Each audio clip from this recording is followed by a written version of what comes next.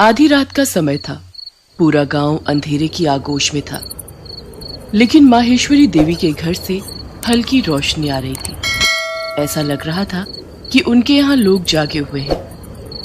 माहेश्वरी देवी की बड़ी बहू रागिनी के कमरे से खुसुर फुसुर की आवाज आ रही थी। तुमने आज भी देर कर दी आने में। जाओ, मैं तुमसे बात नहीं करती। अरे ऐसा मत करो मेरी जान, बात बंद कर दोगी तो तुम्हारा ये आशिक जिएगा कैसे? तुम्हें सिर्फ अपनी फिक्र है दिलीप, मेरी नहीं। कभी मेरी जगह पर खुद का रख कर देखो तो पता चल जाएगा तुम्हें। अरे हम तुम अलग कहाँ हैं? हम दोनों तो एक ही है ना, दो जिस्म लेकिन एक जान। ये कहकर दिलीप ने रागिनी को अपनी बाहों में भर लिया। बहुत तड़पाते हो तुम दिलीप। तुमसे कम रागिनी। उसके बाद दोनों एक दूसरे में खो गए। कुछ घंटे बाद की बात है। माहेश्वरी देवी की छोटी बहू दीपा भी उस समय जाग रही थी और उसके कमरे में भी दिलीप नाम का वही शख्स चुपचाप खड़ा था जो कुछ देर पहले रागिनी के साथ था। उसे देखते ही दीपा भी गुस्सा हो रही थी। मिल गई फुर्सत तुम्हें? घड़ी देख रहे हो कितने बज रहे हैं? अब तो सुबह होने वाली है। तुम कहो तो सूरज से कह दूं कि आज थोड़ी देर बाद निकले। बस तुम्हें बातें बनाना ही आता है। एक दिन कोई पकड़ लेगा ना हम दोनों को, तो फिर सारी आशिकी धरी की धरी रह जाएगी। अरे ऐसे कैसे पकड़ लेगा? और अगर पकड़ लेगा तो तब की तब देखी जाएगी। दिलीप, तुम मुझसे प्यार तो करते हो ना? अरे तुम्हें कोई शक है क्या? शक नहीं है, लेकिन तुम मुझे यहाँ से लेकर भाग क्यों नहीं जाते? कब तक हम दोनों इस तरह छिप छिप कर मिलते रहेंगे दिलीप? अरे दीपा मेरी जान, मैं पूरी सेटिंग में लगा हूं। थोड़ा समय लगेगा अभी, कुछ दिन और इंतजार करना, फिर तो हर दिन हम दोनों ऐश करेंगे बिना किसी की परवाह किए। माहेश्वरी देवी जिस कमरे में सोई हुई थी, अचानक उनके कमरे के बाहर एक कुत्ता जोर जोर से भौंकने लगा। फिर कुछ देर बाद वो रोने लगा। कुत्ते के रोने की आवाज से माहेश्वरी देवी की नींद खुल गई। ओह, इसे क्या हुआ? ये इस तरह क्यों रोने लगा? माहेश्वरी देवी को प्यास लगी थी। वो बिस्तर पर बैठे बैठे ही अपनी बहू को आवाज देने लगी। रागिनी, दीपा, बहू, बहू। रागिनी तो गहरी नींद में थी, तो उसे अपनी सास की आवाज सुनाई नहीं थी। लेकिन छोटी बहू दीपा दिलीप के साथ आनंद के उस सागर में गोते लगा रही थी, जहां वे दोनों सिर्फ एक दूसरे के दिल की धड़कन और तेज चलती हुई सांसों की आवाज ही सुन सकते थे। दिलीप, मुझे तुम्हारे साथ हमेशा ऐसे ही रहना है। प्यार के समंदर में गोते लगाना है और भूल जाना है पूरी दुनिया को। माहेश्वरी देवी ने कई बार दोनों बहुओं को आवाज दी, लेकिन किसी ने उसकी आवाज नहीं सुनी तो लगता है खुद ही उठकर पानी लाने जाना पड़ेगा। माहेश्वरी देवी को दिखाई नहीं देता था, लेकिन उन्हें अंदाजा तो था ही कि कैसे अपने कमरे से बाहर निकलकर रसोई की तरफ जाना है। वो अंदाजे से ही कमरे से धीरे धीरे कर बाहर निकली। जैसे ही वो छोटी बहू के कमरे के पास पहुंची, उसे खुसुर फुसुर की आवाज सुनाई दी। अरे, बहू के कमरे में कोई है क्या? वो किससे बात कर रही है? माहेश्वरी देवी उसके दरवाजे को खटखटाने लगी। बहू, बहू, छोटी बहू। अचानक दीपा का ध्यान अपनी सास की आवाज पर गया और उस आवाज को सुनकर उसका दिल जोर जोर से धड़कने लगा। अरे, ये अंधी बुढ़िया कब जग गई? दिलीप, तुम चुपचाप रहना, मैं संभालती हूँ मोर्चा। मैं बुढ़िया से बातें करूंगी, तुम पीछे से निकल जाना। वो तो अंधी है, उसे कुछ पता नहीं चलेगा। दीपा ने दरवाजा खोला और दिलीप पीछे से निकल गया। क्या हुआ माँ जी, आप दरवाजा क्यों पीट रही हैं? तुम्हारे कमरे में कोई है क्या दीपा? तुम किससे बातें कर रही हो? मैं और बातें? क्या माँ जी, आप ये क्या कह रही हैं? मैं तो अकेली हूं अपने कमरे में। मैं भला किससे बातें करूंगी? लगता है आपने कोई सपना देखा है। सपना? सपना तो नहीं था। अच्छा छोड़ो, सुनो, थोड़ा पानी पिला दो ना। आप रुकिए, मैं ला देती हूँ। लेकिन कितनी बार आपको कहा है कि आपको कोई जरूरत हो तो आप मुझे आवाज दे दिया करिए। दिया तो था बहू, पर तुमने सुना नहीं, इसलिए मुझे खुद से आना पड़ा। माहेश्वरी देवी के दो बेटे रमेश और निरंजन विदेश में नौकरी करते थे। साल में 1 या 2 बार ही उनका आना होता था।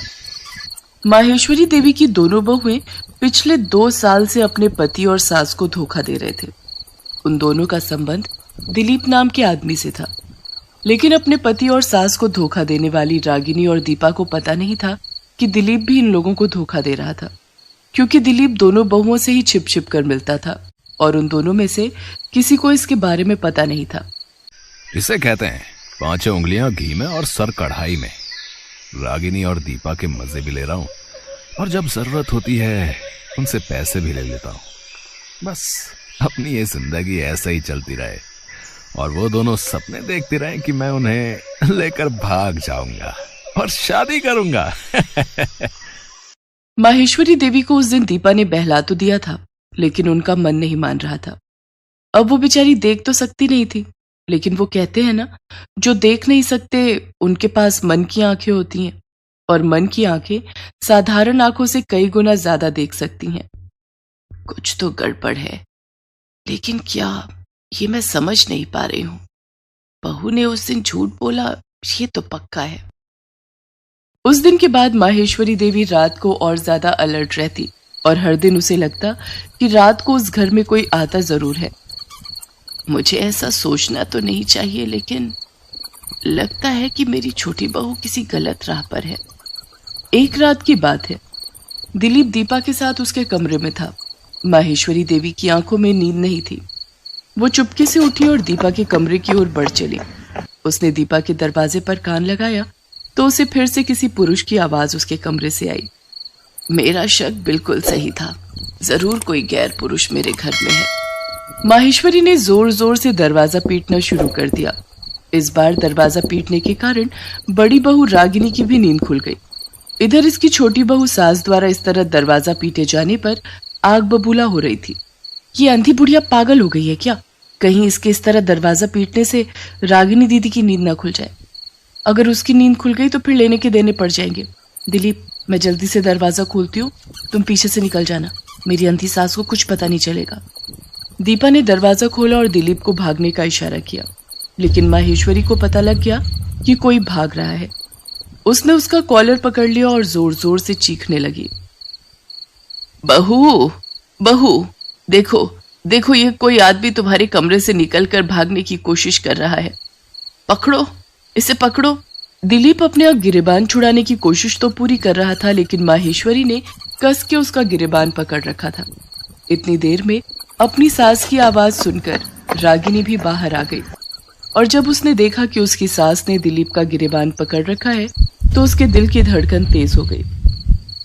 माँ जी, ये कौन है? ये तो छोटी बहू ही बताएगी।